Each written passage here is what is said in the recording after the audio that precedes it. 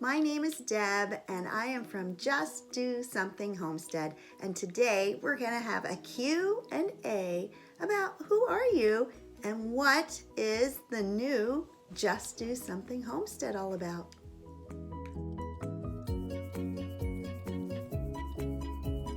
First, a little bit about who I am. My name is Deb and I am married to Jim.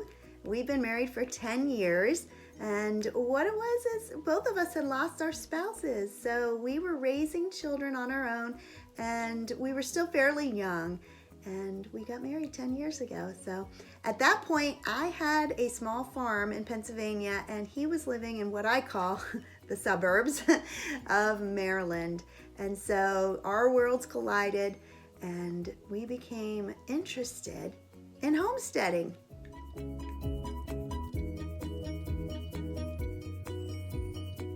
A little background on me, I've actually lived in 5 different states. I was born in New Hampshire, lived in Massachusetts, Pennsylvania, Maryland, and now West Virginia. And Jim has lived in Maryland and now West Virginia. And I definitely have been homesteading most of my life. In fact, all of my adult life and most of my childhood too. But back then, it wasn't homesteading, it was called survival. If you wanted to eat, you grew your food. And so all those skills I received from my parents and my grandparents have followed on through the generations. And I've realized that so many young adults especially have no idea how to grow their own food. So it was in my heart that I wanted to start a channel and to teach some of this knowledge that I have.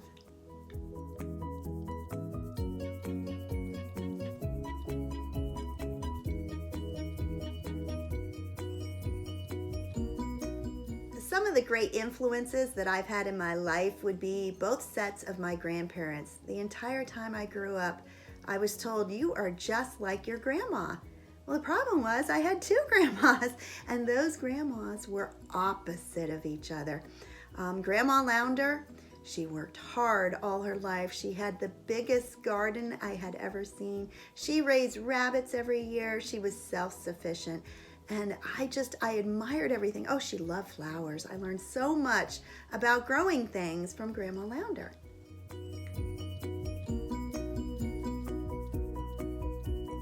And Grandma Bowles, she was a home ec teacher. I'm a 3rd generation teacher.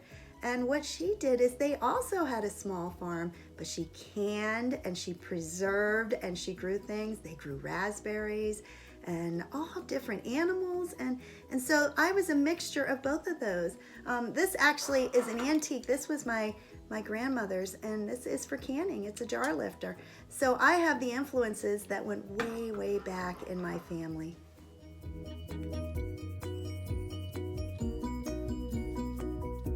When I grew up, I ended up marrying my high school sweetheart.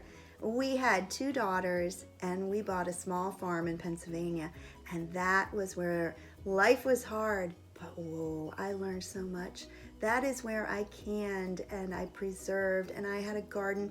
My children grew up in that lifestyle where there would be a playpen next to the garden so I could weed, and they grew up in 4-H. I was in 4-H. My parents were in 4-H. So it's long generations of how to homestead.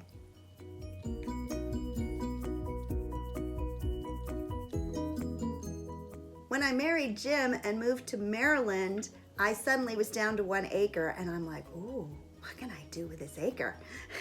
One of the things it had was an above ground pool, and I'm like, if I'm gonna swim, it's gonna be in a pond. It's not gonna be in a pool. So I really had no desire for it. We used it for a few years and then decided, no, it's not worth the expense. So we ripped that pool out, and I was so excited because I turned that flat level area into an amazing butterfly garden, is what I called it. It was my flowers and my herbs, and I'll attach some pictures, but that was my wonderful refuge. That is where I went and I could think, and it was something. It was amazing. And then I started putting my efforts into vegetables, and I had raised beds. They were beautiful.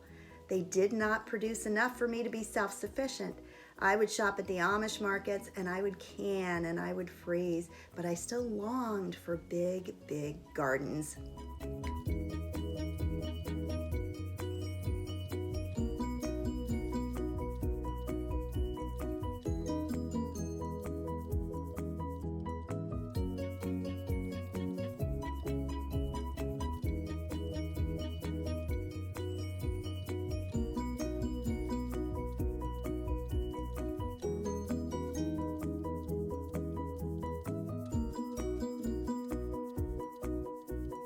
A few years ago, we started looking for land to move to. And we looked in Maryland, we were living, it was so expensive, millions. And there was just no way we could do that. And so it was Jim who suggested West Virginia. And we started coming out here. I had a friend who had moved here, and hi Jenny. And she encouraged us to come on out, and we looked and we looked, but we just couldn't find what we were looking for. A lot of West Virginia, it's the mountain state, was solid mountain. Well, that's great, but how am I going to garden? That's where my true love is. After searching for land for several years, I decided to broaden the area that we were looking, and there had been some land that had just come on the market, and it didn't look good at all. They just stood by the road and they took a picture of the blackberry weeds, and at that point they were pretty much covering everything. And so I said, well, let's go out, let's go see. And we called our realtor, and that weekend we came out to see this property.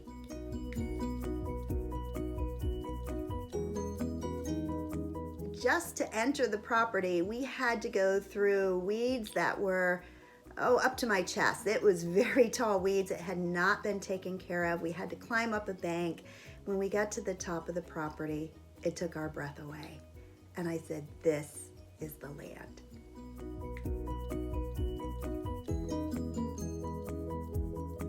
We made an offer, they accepted it, and we bought our property. And at that point, our goal was to build a homestead. So we put in the lane, and we started the well and the septic, and we figured out where the house was going, and we looked at plans, and we dreamed. And we had everything all kind of figured out. We put in a garden with a very high fence because we had a lot of deer. And then something changed. The house next to our property went up for sale. And they said, would you be interested? And I said, no way. I have never had my very own full house that I planned, that was new, that I designed, and I was so excited. And I said, no. This house was 50 years old, 1972, and the thing was, it bordered our property, and in fact, it was kind of in the property. It had been the original house that went with the land, and so I said, all right, let's go look. Let's see what this property's about.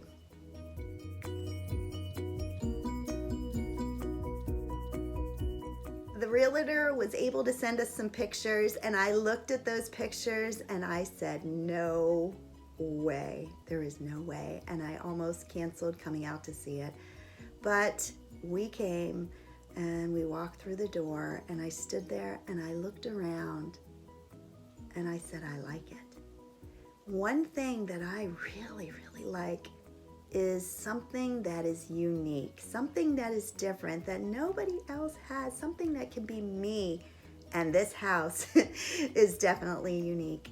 And so we prayed about it, we talked about it, and just a couple days later we put in an offer and it was accepted. And so our entire homestead at that point changed. It wasn't our plan anymore. It was completely different.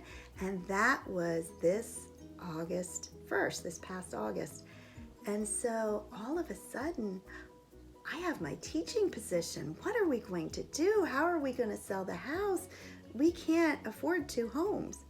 Oh no, we need to move now.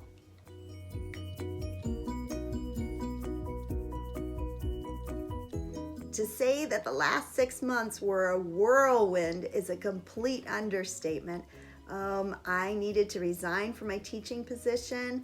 We put the house on the market. We had to pack up from 6 children. There were still many, many of their things in the house.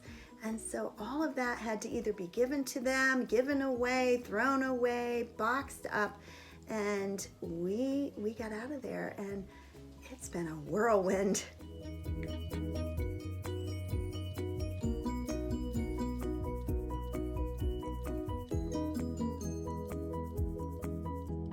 By January, we officially became residents of West Virginia. We sold our house the very end of November. We officially moved in here and boom, it was time to start our homestead. Jim was fortunate. He is able to work from home. We didn't have internet that was strong enough to support that, but at this point we do. I have been able to transfer all my teaching certificates to West Virginia, so I am searching for a teaching job. But right now I am throwing everything I have into this homestead. One of the major challenges about owning this property and this home is that I love to garden. I love fruits, I love vegetables and herbs and raising flowers and butterflies, and there is nothing here that is ready to start any of that. There were no flowers here around the house. They had filled in with stone, and so we have a lot of work ahead. In fact, I'm going to show you right now a clip of what it's like outside where we intend to put our garden. For over 30 years, I have had some amazing gardens. The first one was at my farm in Pennsylvania, and it was beautiful and it was well kept. And then in Maryland, I had a suburban garden of raised beds that looked beautiful, but really didn't have a lot of food that I was able to harvest from it. But this is my future garden, and right now it could be pretty discouraging. We are full of weeds, grass that hasn't been mowed in, I'd say at least 5-10 years. It is over my hip. Amazing amount of trees and blackberry vines. All of this has to be removed so I can start my garden. And the garden is going to go all the way down to the fence row that you see way down there. So it's going to be an extremely long garden, kind of narrow because I don't want to take too much of this field. This field is actually a hay field. And so we're just going to take the outskirt that is closest to the house and make that the garden. And these trails that you see through here, these are actually the deer trails. So we know that we have to have a very high fence or we're going to have deer in this area.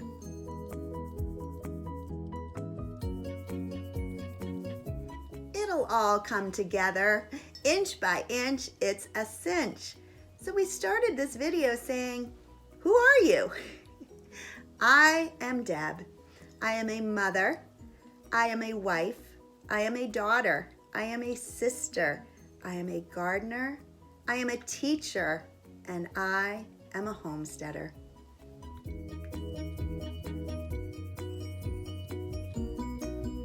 Follow me on this homesteading journey. You will learn how to plant, how to turn an old pasture that hasn't been used in decades into a beautiful garden, and how to become self-sufficient, how to can your food, freeze, dry, how to preserve, how to cook, how to sew, how to crochet.